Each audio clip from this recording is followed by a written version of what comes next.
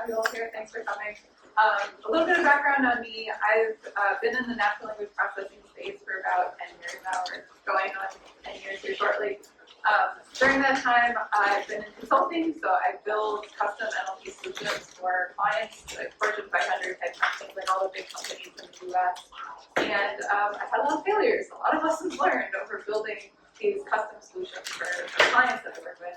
And I took everything I learned over that time and I shoved it in a book. That book is called Teaching Computers to Read, and my talk today comes from chapter 8 from that book. So that's a brief intro. There's a QR code if you want to learn more. Happy to talk about it later. But the first thing I want to do is for everyone to just take a minute, and you don't have to close your eyes, but think about a natural language processing use case. You know, maybe it's something you used recently, maybe it's something you're building, maybe it's a Medium article that you read recently, maybe it's an email draft generator, maybe it's a customer call routing system. Whatever it is, just take a minute, think about it. How does that system work? What does it do? How do you interact with it? Okay, hopefully everyone has an example. Okay. And the test is, what language were you thinking of? So be honest with me. Were you thinking of English? Mm-hmm. Okay, yeah, there's a lot of you here. You're obviously like primed a little bit by the title of the talk to not think about English. But we also have a diverse group, so maybe not everyone raised their hand. That's also fine. But you know, we are here in the U.S. English is the primary language, and for a lot of AI tools and technologies, English is the default. English is the default language, and so we don't necessarily always think about these other languages. And so when I was doing some of the work that I was doing, I came across this rule, which is called the Bender rule. Professor Dr. Bender was actually at UW for a while. I don't know offhand if she's still there, but she came up with this rule, which says essentially like state the language that you're working in, whether you're doing patent, whether you're doing a research article, whether you're doing really anything with natural language processing.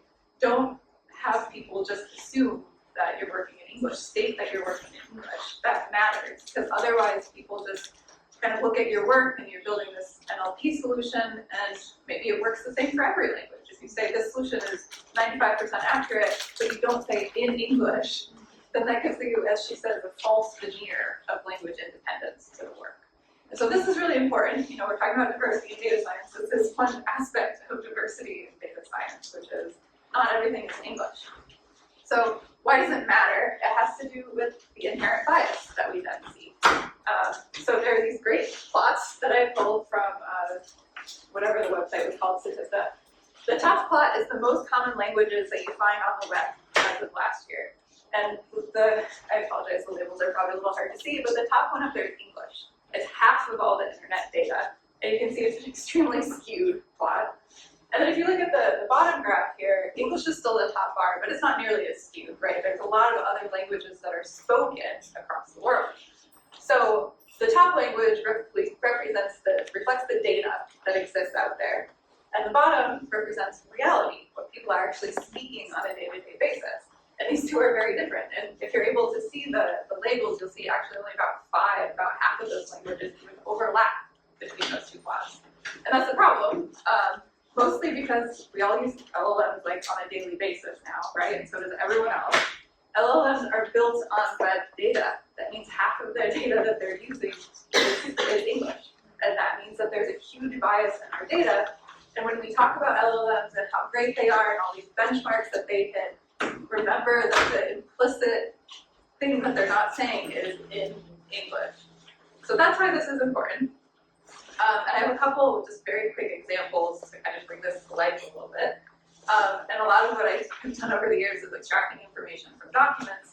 So nowadays you have a contract, it's in English here, and let's say we need to extract the start date and the end date of the contract. In English, this isn't so bad. You would grab this contract, run it through OCR, you would get the text out, tokenize it, throw it into some embeddings, build a retrieval model or algorithm, and then use an LLM to structure the output in the format that you want. Easy peasy. In something like Japanese, it's a little bit harder. So I don't actually speak Japanese, and I couldn't pull the client data that I used when I was doing this project, so you'll have to bear with an example. But one of the things with Japanese contracts that they do is they have these stamps, and this isn't going to be a perfect example in case anyone speaks Japanese, but they look like this. They're the stamp that they stamp on the business contract, and that is kind stamps like the signature of their contract. And in that stamp there is a date, but it's not a like normal date that we would think of in the US. It's the month and day and year of the emperor. And so if you have like year 5 of the current emperor as your future expiration date, you actually have to convert that back into a normal date. And that becomes very difficult, especially when things happen like in 2019 when I was doing this project where the emperor actually changes so that all your future dates are wrong.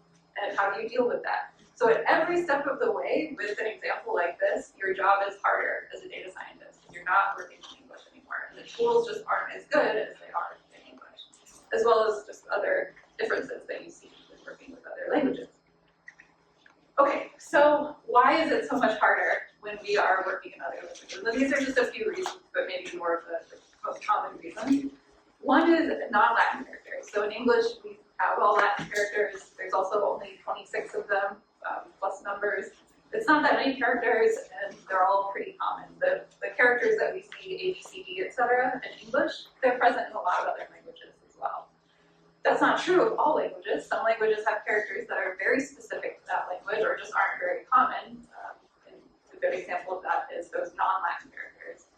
And in other languages, rather than 26 characters, you might have hundreds or thousands of characters. So when you start to think about classifying letters from OCR, for example, your job suddenly got orders of magnitude harder because you have thousands of classification bands instead of 26. So that makes it harder. Other languages, and I'll show you an example later, where a character can be a letter or a word. That also makes it more difficult.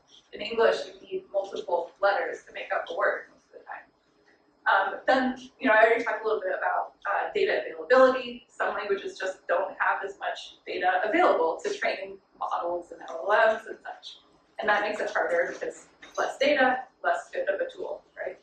And then kind of going back to the vendor rule, English is the most popular language when it comes to the cutting edge research that is being done. The vast majority of that is being done in English. And so this starts to, between these two, you have this split between high resource languages and low resource languages.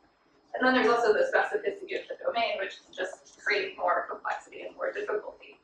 And what all of this means is at the end of the day, the further you are in a language, the more different it is from English, the lower overall performance you're more likely to have. So some languages are more similar to English. You'll have some of these problems, but not too bad.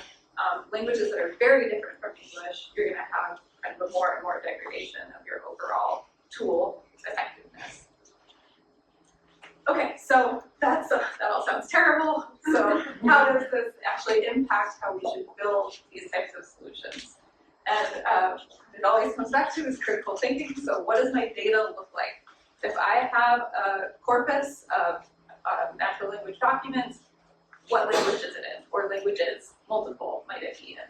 And so understanding that distribution of data that we have, we can then kind of pick the right branch of this tree. So you have monolingual or multilingual. Monolingual meaning you just have one language in the corpus. It might be English. Honestly, again, in the US, most of the time we're here, we just have one language, it's all English, that's all we have in our corpus. Great. Or sometimes you might have one corpus, but everything's in Spanish, or everything's in Portuguese, or everything's in German, and you're here. So, you'll have more difficulties if you're working in a non-English language, but at least you just have one language to deal with. And then on the other side of things here, you have examples where you might have a whole bunch of different languages in your corpus. Maybe you're working on a solution for a global user base. You might have 3 or 30 or 100 different languages that you have to deal with. And in this case, there's really like 2 main approaches that you can take. One is building parallel pipes. So kind of having a single processing pipeline for each language that you're working in. Or the alternate approach is like, forget that, I'm going to translate everything into English and build a single pipeline in English. And there are reasons you might want to take either of those approaches. There's also, you can do a little bit of both. You can have like hybrid approach. But again, thinking about what does your data distribution look like, that should impact what approach you take. So I'll come back to that a little bit later. But first, I want to talk a little bit more about some of the common pitfalls and common challenges that we see when building multilingual and non-English solutions. So language identification is one of them, not as easy as it sounds. Data type and conversion, same thing. I'm going to actually skip language volume and representation because we can talk about that a little bit, and then processing and evaluation. So first, language identification. Like I said, not as easy as it sounds. It seems like it should be straightforward. There are 8 APIs for this. You send it some text and it tells you what language it's in. In some cases, can be pretty straightforward. There are certain things that help to uniquely identify a language, and one can be some of those characters that we talked about. So the first example there is a character that actually just means word, but it shows up in really only 2 languages. So if you see that character, it makes it a lot easier to identify with high confidence that you're either in Chinese or Japanese.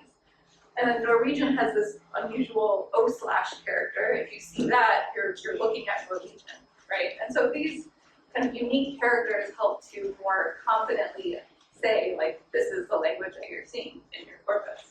And similarly, you have high probability words where, and these are pretty common words. The first is it, and the second word is all. Like, these are words that would show up a lot in your corpus, and if you see them, then again, uniquely identify those languages, which is great. But the challenge starts to come in when you have variations in data volume and consistency. So I have seen a lot of examples where the first half of an email is in English and the second half of an email is in German. So how do you deal with that? Or if you only have 3 words and you're trying to identify what language those 3 words are in, that becomes much more difficult because, I mean, you could get one of those words wrong and then you're not getting the language right anymore. So the more words that you have and more consistently in a single language, that makes it easier to confidently identify the language. But you do get mixtures. So this example here, it says in Portuguese and then in Spanish, I love donuts, but I hate coffee, which is actually also a true statement. But in this case, again, like, what are you going to do with that information? The language identification API is going to tell you, like, I'm 50% confident that this is Portuguese, and I'm 50% confident that it is Spanish. So what are you going to do with that information? Are you going to translate it word by word? That might not come out very well. So understanding these kinds of challenges is important. And then at the end of the day, you have to tie it back to, like, what are you trying to do with this information? What's the solution that you're building? What's the goal? What do you want that output to look like? Because that can help guide the decision of, like, how am I actually going to handle cases like this that are really complicated. Okay, so data type and conversion. In my experience working with clients, we rarely have this nice, neat set of data that's already machine-readable text. I'm almost always pulling it from images or PDF or audio sometimes, and you have to do this data conversion to get it into machine-readable text. Because once it's in machine-readable text, then we can actually do stuff with it. And probably not surprising at this point in the talk, but this is also challenging in the data science space. So for non-English languages, this becomes more and more difficult for some of the things we talked about before. So character volume. If you're doing OCR on a language that only has 26 letters, that's a lot easier of a classification problem when you're turning pixels into text than if you're working in a language that has 2,000 characters. Then you're much more likely to have misclassification during the OCR process. Text orientation, obviously some languages are left-right or right-to-left. You can also have, a lot of languages have much more likely to have vertical text. And so that can also impact how well that data conversion happens. And then with audio, there's all these fascinating things that you have to deal with, like accents and dialects and tonal languages, which also impact how well you can convert that data into machine-readable text. So I have a quick example here, which is an OCR example. Let's say you have this original sentence in the top row that's from the document. You're trying to OCR the text out of the document. So you'll notice the bolded character here. This character is a word. And on the top, there's like a couple extra pixels in here. It's an extra brush stroke. And when they OCR'd it, it missed those pixels. Maybe it's low quality PDF, right? So it's just a couple of pixels different, those 2 characters, but it's an entire word. So when you look at the transcription, you can see the entire word has changed, and that changes the meaning of the sentence entirely. Those are 2 very different things that I might be buying from market. So this is a challenge that you see in a lot of languages. I would say less of a problem with English. So counterexample, the original sentence here, went for a drink of water. If you get an OCR error, and let's say the E turns to O, well, what for is not a word. You've missed 1 character, but you're still able to use probabilities to get the word correct after the OCR process. And again, the tools are already much better in English, but challenges like this also just don't exist in the same way that they do in other languages. Okay, so this is just another couple of quick examples going into the kind of the processing part. So even once you get the text out of the document, then there can be additional challenges during the processing step. So in English, we have this great consistent white space and punctuation that helps us to identify sentence boundaries and word boundaries. And that makes it really easy to tokenize words and sentences when you're processing the text. So for example, if you want to have sentence embeddings to retrieve certain sentences from the document, that makes it really easy. In other languages, that's not always the case. Either you don't have consistent word spacing using white space to delineate, or you might not have consistent character spacing to delineate. And that can make it easier, or sorry, make it harder to deal with other languages. So again, kind of going back to the point of like, not every language is as straightforward as English from a processing point of view, but that also is tied with the fact that tools are optimized for English and not for these other languages. On the plus side, other languages, if you're working in another language, there are tools out there for certain languages where people and communities have developed tools. So, for instance, if you're using spacing, you just throw spacing at all 4 of these languages, it's going to have very widely different results. But if you, go to look for Korean-specific processing tools, then optimize it for this language, you're going to get a much better result out of your solution. So being aware of the challenges and being aware of what other tools are out there can be really helpful as you're building these solutions. And the other part is testing. So understanding, now that you've built all this stuff, maybe you've tried to optimize it for the language that you're working in, how do you know how well it's working, right?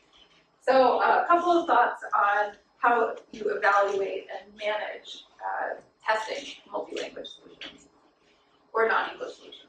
One is using native speakers. So I'm hopelessly monolingual. I only speak English. But when I do these types of projects, I'm always partnering very closely with someone who does speak the language. Because as a data scientist, I can tell that it is or is not getting the word right or whatever I'm trying to do based on the labeled data, which the native speakers are helping me create. But I can't figure out why without having a conversation with the native speaker about why this particular sentence might have gotten misinterpreted by the model, so that I can go back and improve the model. So I have to work very closely with native speakers who can actually tell me what the words say in order to make improvements to the solution that I'm building. And then the other thing, like we've been talking about, is know the biases that exist. Know the challenges for the particular language or languages that you're working in, so that you can, again, find those tools that are going to be best for what you're trying to do and for that particular language. And then lastly, we all are data scientists here, or maybe new to data science, but like one of the early things that you're taught is like train and test sets, right? One of the things to be careful with multi-language solutions is making sure you're measuring your training and your tests by each language. So if you just average it all together, if you're doing really well in English but really terrible in German, and you just have one performance metric, it's going to be like, oh yeah, that's fine. But if you actually split it out by language, then you'll realize actually the German language is doing terrible. That needs some changes. So being able to stratify your solution by language and understand the performance of each language is really important. And things do get literally lost in translation, so this is especially important if you're taking the approach of let's just dump everything and translate it all to English to go through a single pipeline, then you have to be really, really careful with this.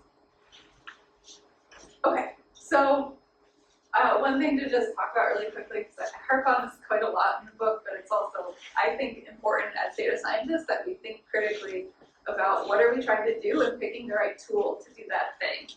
So essentially, don't just throw an LLM at it. That's not necessarily the right solution, even though a lot of our colleagues might be starting to see that as a default. But I encourage people to really think about what are you trying to do. And part of this, when it comes to multi-language solutions, is that translation APIs are designed for translation. So if you're taking this approach of translating languages, don't use an LLM. Translation APIs have better quality, they're cheaper, they're faster, especially when you're doing this at scale. So picking the right tool for what you're doing. And then again, harping on the biases and the kind of non-English challenges that we face. OpenAI models, if you look at their benchmarks by language, you'll see the plot rapidly go down after the first 20 or 30 languages. So again, understand that performance is not going to be as good as a baseline for non-English languages as it's going to be for English, and being aware of that. And again, that's because LLMs are built on these very English-heavy data sets. Okay, so let's go back to that critical thinking about, we have all this data across all these different languages, what do we actually do? What approach do we need to take? So this is my last slide. So I'm just going to talk through like what are some of those factors that you should be thinking about as you're thinking about what approach to take.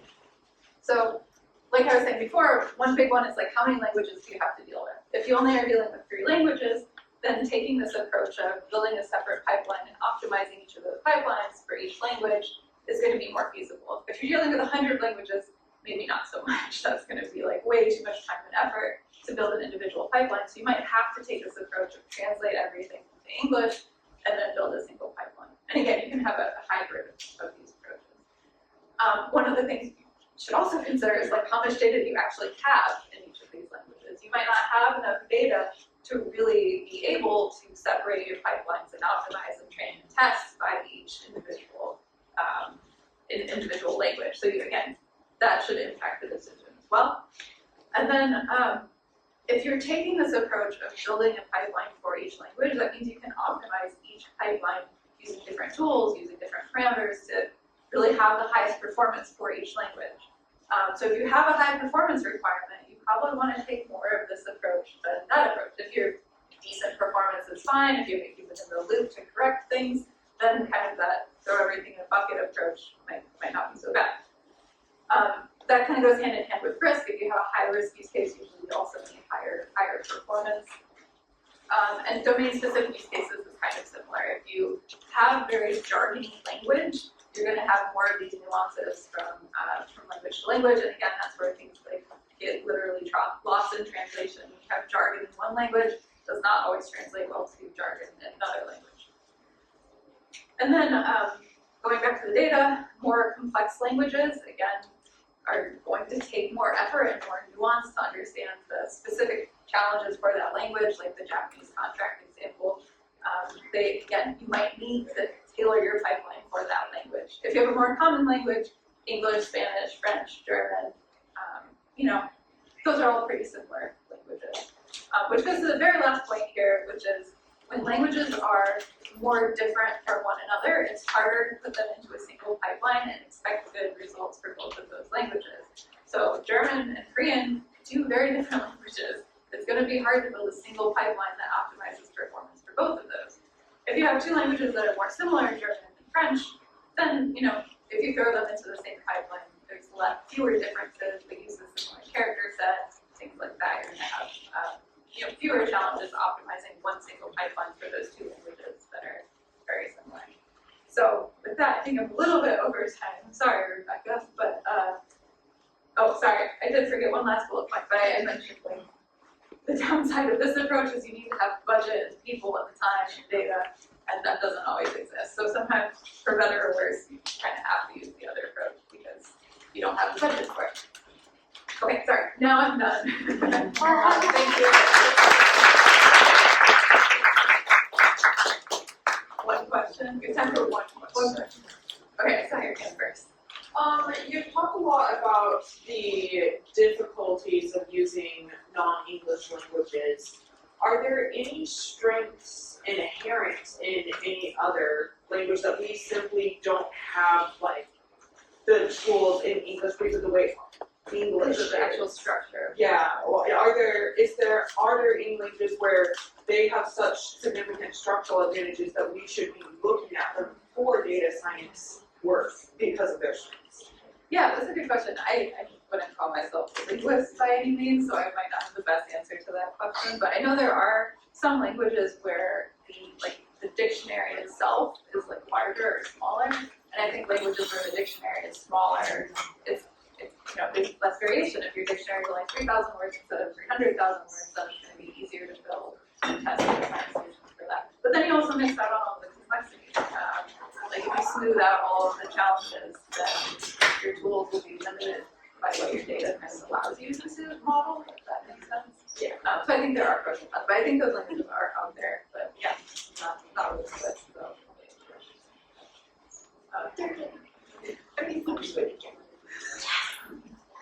Is there a place where people who are doing what we're doing do their complaining?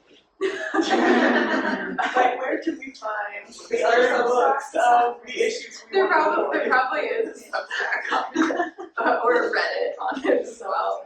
Where do you go to find? Oh, I've just learned all this by failing at building these I do look at some of the research papers, because they'll, especially the really cutting edge ones, will be like, this is a problem we have not been able to solve in this language yet, because they're doing research on it actively. So while I was doing some of the research for this book, I ran across a lot of these papers that say, we know this is a problem in this language, and this is what we're trying to do to improve it. So a lot of that comes through like research that we're doing right now too. Yeah, great. Okay, now there's